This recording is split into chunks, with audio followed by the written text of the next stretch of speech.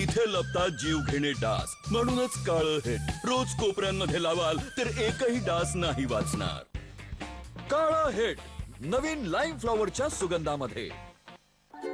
Rahul, sorry uncle, तुमच्या केसांवरून वाटलं तुम्ही राहुल आहात. केस दिसतायत ना natural. Garnier black natural snow ammonia cream देई 15 मिनिटांमध्ये नॅचरल लुकिंग शायनी केस. इतका नॅचरल की कलर करा आणि कुणाला कळणार पण नाही. गार्नियर ब्लॅक नॅचरल्स फक्त 39 रुपयांमध्ये. सर्व टूथब्रश एकसारखे नसतात.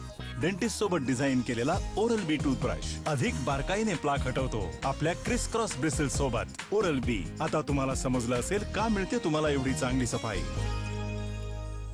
थंडीमुळे फुटलेले ओठ आणि पायावर भेगा, अहो अमृत मलम हाताशी असताना काळजी कशाला. भाजण्या कापण्यावर गुणकारी अमृत मलम. 75 वर्षांपासून अमृत फार्मास्युटिकल्सचं अमृत मलम.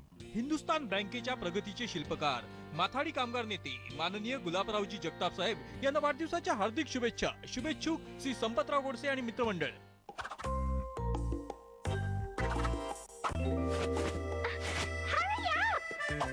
बेबी आणखी 3 लेयर्स अजून बाकी आहे. क्वालिटी वॉल्स फीस्ट 3 लेयर्सचं चॉकलेट सरप्राईज. जबड्यात घालून हात मोजितो दात जात ही मराठी. 26/11 हॉटेल ताज मध्ये घुसलेला IGP विश्वास नांगरेपट. 2000 शत्रूंशी एकटा झुंजतो त्याचं नाव बाजी.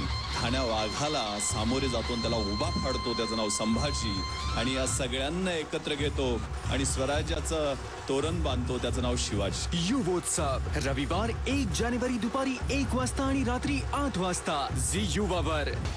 अच्छा गाईज, संगीतासाठी हा लूक चालेल ना? ऑफकोर्स चालेल. हो डूड, डॅन्ड्रफ नाही चालणार. Best ever head and shoulders. एका वॉश मध्ये अधिक डॅन्ड्रफ घालवतो 3 वॉशच्या तुलनेत. Best ever head and shoulders रहा 100% पर्यंत डॅन्ड्रफ फ्री. हेड अँड शोल्डर्सचं फक्त 1 सॅशे डॅन्ड्रफची अधिक लक्षणं संपवतो. म्हणजे 1 सॅशे मध्ये अधिक बचत. प्रायोजक आहेत खुश करा, खुश रहा. Microtek represents Greenberg. आता स्टार नाही स्टार दिसेल. आणि अमृत मलम.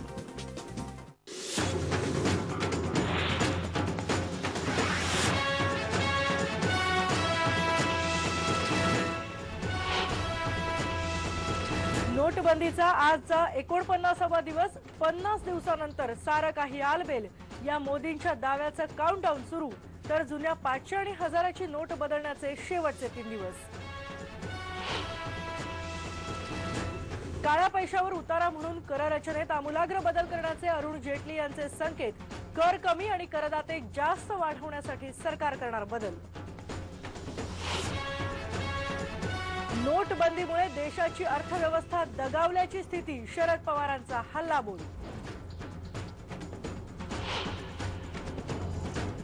प्राप्तिकर खात्याच्या रडारवर नाशिकचे 2 बडे पुरोहित. जमिनी, सोनं आणि चांदीचं मोठं घबाड असल्याची शक्यता. अखेर स्वतंत्र ओबीसी मंत्रालयाला कॅबिनेटची मंजुरी. मराठा मोर्चाच्या पार्श्वभूमीवर सरकारचा निर्णय. मंत्री कोण होणार याबाबत उत्सुकता. आणि बेपत्ता जय वाघ तेलंगणातल्या जंगलात असल्याची शक्यता. वनमंत्री सुधीर मुनगंटीवार यांनी तेलंगणाच्या मुख्य वनसंरक्षकांशी साधला संवाद.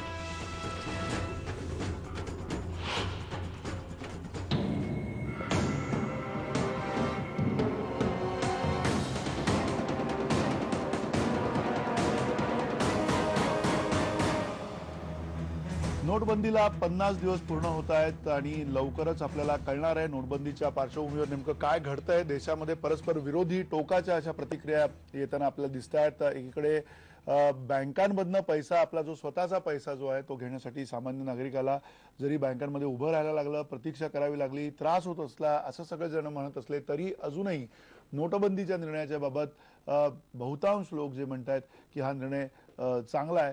अधिक तज्ज्ञ काही जे आहेत, विविध पातळीवरचे जे अर्थतज्ञ आहेत, हे म्हणतात की नोटबंदीमुळे देश पिछाडलेला आहे, पिछाडीला गेलेला आहे. राजकीय विरोधक जे आहेत मोदींचे ते सुद्धा याच भाषेमध्ये बोलतायत. नेमकं काय घडतंय आपण सगळं समजून घेऊयात आणि या निमित्तानं आपण विविध तज्ज्ञांची जी चर्चा आणि त्यांच्याकडनं समजून घेतोय त्या चर्चेच्या मार्फत. त्यामध्ये आज आपल्यासोबत सुनील साठे जे MD आहेत TJSB सहकारी बँकेचे. सुनील साठे, तुमचं स्वागत आहे या चर्चेमध्ये. आणि अर्थात तुम्हाला जो प्रश्न विचारायचा तो हाच आहे की मुळात ही जी नोटबंदीचा जो निर्णय झाला 8 नोव्हेंबरला, आता 50 दिवस पूर्ण होतील त्याला. या सगळ्या पार्श्वभूमीवरती तुम्ही ही परिस्थिती कशी बघताय, तुमची त्याच्याबाबतची निरीक्षणं काय? नमस्कार. IBN लोकमतचे सर्वप्रथम धन्यवाद, कारण योग्य ती चर्चा योग्य वेळेला घडवून आणल्याबद्दल. आता जेव्हा 8 नोव्हेंबरला हा निर्णय जाहीर झाला आणि 9 तारखेला बँका बंद होत्या एक दिवस, आणि 10 तारखेपासून सगळ्यांनाच अपेक्षित होतं की बँकांमध्ये एक प्रकारची झुंबड होईल, लोक गर्दी करतील. आता अशी त्यावेळेला जी संभ्रमावस्था होती ती आज सुद्धा 50 दिवस होत आले तरी भारतामध्ये एक प्रकारची संभ्रमावस्था आहे या निर्णयाबद्दल. याचं मुख्य कारण म्हणजे भारत हा मुख्य गरीब देश आहे आणि इथे जास्तीत जास्त व्यवहार हे रोखीने होतात. आता रोखीने होत असल्यामुळे कॅश बंद झाली, आपल्याला कॅश मिळणारच नाही कदाचित, अशी एक संभ्रमावस्था आल्यामुळे लोकांमध्ये एक प्रकारची घबराट निर्माण झाली. त्यामुळे बँकांनी सर्वप्रथम काय केलं तर कस्टमर एज्युकेशन, लोकांना हा निर्णय काय आहे, या निर्णयामागची पार्श्वभूमी काय आहे, ही जास्तीत जास्त लोकांना समजावून सांगून लोकांना एक प्रकारचा आत्मविश्वास दिला की यातून जे काही घडणार आहे हे चांगलंच घडणार आहे. अनेक प्रकारचे लोक आले, लोकांनी अनेक प्रश्न विचारले की या निर्णयामध्ये असं म्हटलं जात आहे की काळा पैसा, दहशतवाद, बनावट नोटांचा सुळसुळाट, या सगळ्याला एका ह्याच्यामध्ये आळा बसेल. काही लोकांनी जाणून घेण्याची उत्सुकता दाखवली. त्यावेळेला आम्हाला म्हणजे सांगावं लागलं लोकांना, आम्ही ठिकठिकाणी लोकांचे मेळावे घेतले, कॅम्प घेतले आणि या लोकांना समजावून सांगितलं की 2-3 महत्वाची उदाहरणं इथे फक्त सांगतो की आपण जे म्हणतो की दहशतवाद, तर 26/11चा हल्ला आजही ताजा आहे आणि 26/11च्या हल्ल्यामध्ये झालेलं जे नुकसान आहे ते साधारण 5 ते 7 लाख कोटी रुपयाचं नुकसान आहे. पण या दहशतवादासाठी जो घडवून आणला हल्ला, त्यासाठी आलेला खर्च हा साधारण 20 ते 25 लाख आहे. एशियन एज्युकेशन सोसायटीच्या रिपोर्टमध्ये याचे सर्व स्टॅटिस्टिक अवेलेबल आहे. म्हणजे अशा प्रकारे हा जो पैसा दहशतवादाला पुरवला जातो आणि दहशतवादाचं स्वरूप बघता दहशतवाद एका प्रकारे आटोक्यात येईल या नोटा बंद झाल्यामुळे. तसंच बनावट नोटा, आता कित्येक जणांना पहिल्यांदा जेव्हा विचारलं की भारतातली बनावट नोटांची राजधानी कुठली, तर लोकांना माहित नव्हतं. पण लोकांना आम्ही सांगावं लागलं की इकॉनॉमिक टाइम्सचा 14 नोव्हेंबरचा रिपोर्ट वाचा. मालदा ही वेस्ट बेंगॉल मधलं कालियाकच जे गाव आहे, ही भारतातली बनावट नोटांची राजधानी म्हणून ओळखली जाऊ लागली, जिथे सगळेचे सगळे व्यवहार हे बनावट नोटांमध्ये होत होते आणि या बनावट नोटांचा सुळसुळाट वाढला होता आणि एक प्रकारची समांतर अर्थव्यवस्था निर्माण होत होती.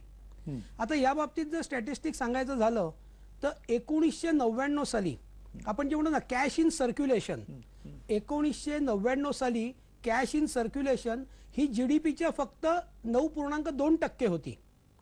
आता जर आपण विचार केला तर 99 साली नेट बँकिंग नव्हतं, डेबिट कार्ड नव्हतं, क्रेडिट कार्ड नव्हतं, काही फॅसिलिटी नव्हत्या तंत्रज्ञानाने युक्त. 2016 साली हाच कॅश टू सर्क्युलेशन, जेव्हा GDP वाढला तेव्हा कॅश टू सर्क्युलेशन रेशो कमी व्हायला हवा, पण तो कमी व्हायच्या ऐवजी तो 12% झाला. याच्यावरून आपल्या लक्षात येईल की 99 साली तंत्रज्ञानाने युक्त अशा बँकिंगमध्ये कुठल्याही फॅसिलिटी नसताना जो कॅश इन सर्क्युलेशन GDPच्या 9% होता, तो 2016 साली GDP वाढून सुद्धा 12% झाला. त्यामुळे एक प्रकारची समांतर अर्थव्यवस्था निर्माण झाली होती आणि त्यामुळे हा जो धाडसी निर्णय घेतला गेला, या धाडसी निर्णयामुळे एका दगडात हे सगळे पक्षी मारले गेले.